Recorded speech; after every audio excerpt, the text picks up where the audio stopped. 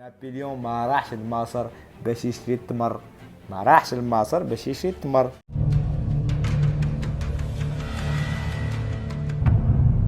هنالك تلاعب، ويعني مانيش كاينه لوش خاوتي، كاين لوش صح. ايزيس قال لك باباها جب، وامها نوت، يعني جب اله الارض ونوت اله السماء. شكون اللي جاب بشر سيدنا مريم بعيسى عليه السلام؟ هو جبريل، يعني جبريل. هل هذه تنك صدفة؟ أنا راسي وجعني خاوتي تقولي هذه كلها صدف. وجبريل يعني نقولوا عليه إله، يعني الملائكة عبدوا. اسم هذه الآية: ويوم يحشرهم جميعا ثم يقول للملائكة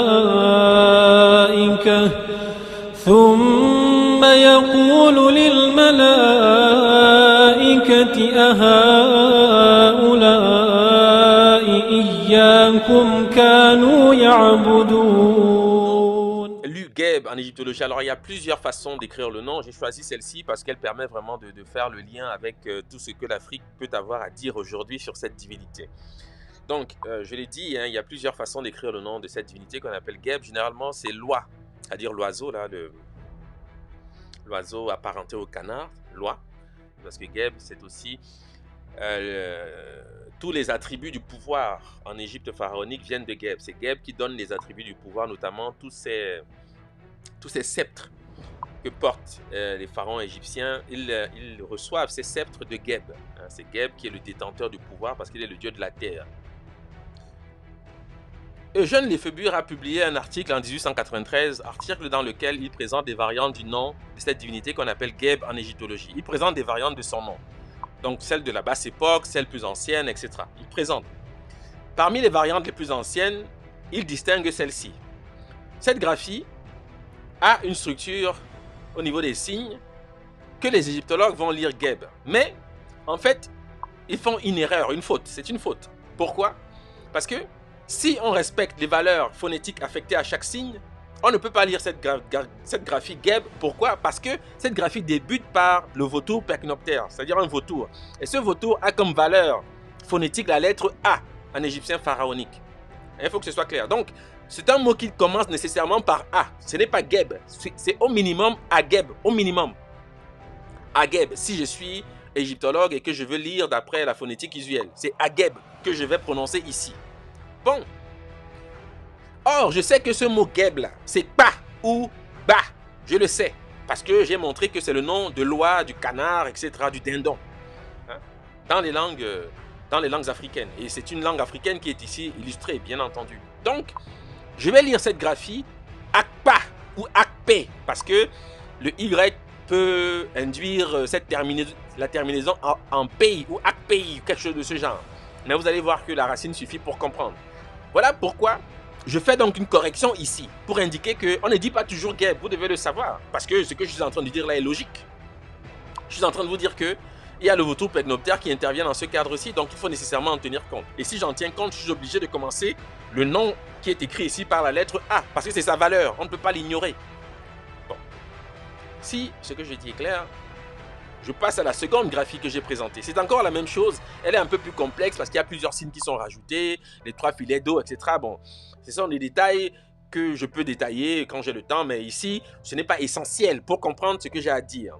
Donc, cette graphie aussi, puisqu'elle débute par le vautour percnoptère, se lit également Akpa ou Akpaou. Hein, vous pouvez le faire comme un égyptologue, vous allez dire Akpaou. Si j'étais égyptologue, j'aurais dit Agabou, Agabou. D'ailleurs, ceux qui étaient en cours hier vont comprendre quelque chose ici. Bon, mais puisque je ne veux pas reprendre le cours ici, je vais simplement avancer. C'est-à-dire, cette graphie-ci doit se lire Akpa. Parce que je débute par le vautour percnoptère et j'engage ensuite la lecture du second thème qui est un thème associé au nom que porte Loi, au nom que porte cette divinité, qui est translitéré Geb, mais qui se dit Ba ou Pa. Bon, est-ce que c'est plus clair? Oui, cherche la beauté, ça a à voir avec le superlatif Akbar. Mais je ne veux pas... Parce que Akbar vient de Kébir, qui veut dire grandir, croître. Mais je ne veux pas aller là-dessus. Parce que c'est un superlatif. Quand on dit Allah Akbar, c'est Allah est le plus grand, quelque chose de ce genre. Mais c'est un superlatif. C'est le superlatif de Kébir. Mais c'est autre chose. Ça à voir, mais je ne veux pas aller dans... Parce que ça va nous mener loin et puis je ne vais pas... Non. Mais je sais que... Je donne la référence parce que je sais qu'il y en a ici qui vont le comprendre, parce qu'on en a parlé hier. Donc, le nom de Geb, si chacun comprend, si Sylvie me dit que c'est bon, alors j'avance. Cette erreur finalement dit quoi? Mais j'y viens, c'est simple. Mais je dois quand même d'abord illustrer l'erreur, parce que vous devez comprendre pourquoi on ne lit pas toujours Geb. Parce que après, je vais le dire, mais avant, vous devez comprendre pourquoi. D'accord? Donc parfait. Ok. En fait, on découvre quoi? On découvre que le nom là, Akpa, Ekpe, c'est le nom du léopard. Ça, c'est la première chose qui frappe. Parce que si vous connaissez le nom du léopard dans les langues africaines, vous ne pouvez pas échapper à ça. C'est le nom du léopard. Ça, c'est la première chose qui frappe. En abagnon, on dit B. Je ne parle pas toutes ces langues, donc je vais essayer quand même de prononcer comme il faut. D'accord? En abagnon, on dit B. C'est le léopard. En Baya, Bo. C'est le licaon, qui est un chien sauvage. En Bassa, on dit Ngwo. C'est le chien, littéralement. Ok, vous allez comprendre. Ok? En Ga, le gars que j'ai cité tout à l'heure, on dit B, c'est le chien. En Anang, Ekpe. Ekpe, c'est ce qui est écrit par le scribe là. Ce Akpa que vous voyez là. Ekpe, c'est le léopard. Chez les Bamoun, c'est un Gwe, le léopard. Parce que je vous ai dit que le P peut devenir un B ou un W. أعطيني اسم رجل مريم الأولى. قال لك اسمه كالاب. هذا كالاب سي ان برينو. ان برينو يا خوتي العزاز نورمالمون كي تترجمو ما يترجمش. تكتب محمد يخرج لك محمد. تكتب موسى يخرج لك موسى. على في كالاب يعني كي ترجمو بالعبرية يخرج لك ان شيان يعني كلب بالعربية. واليهود الكلب يقولوا له كلب يعني كلب. كيفاش بني إسرائيل يا خاوتي في وقت موسى كانوا مؤمنين. هذا لك يعني في وقت موسى خلينا من عبادة العجل وهذيك يعني كيفاش وناس يعني حتى اسم الكلب بدأ من هذا السيد راجل مريم. يعني اسم الكلب بدأ من زوج مريم. أنا مش أنا اللي نقول هم اللي يقولوا. بدأ من هذا الرجل. يعني كوم بارازار هذا الإنسان راجل مريم سموه كلب. اليوم من الناس يعيطوا لأبنائهم كلاب. يعني كي تشوف ما معنى كلاب يعطوك تفسير آخر. هو يعني هو كلب يعني سان الشيان كي ترجمها.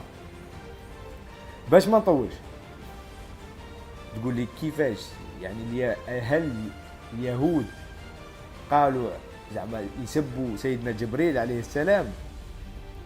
هسمعوا وش يقول الله عز وجل. كل من كان عدوا لجبريل هو بيخاطبهم كل من كان عدوا كأنهم قالوا هذه القولة. قصتهم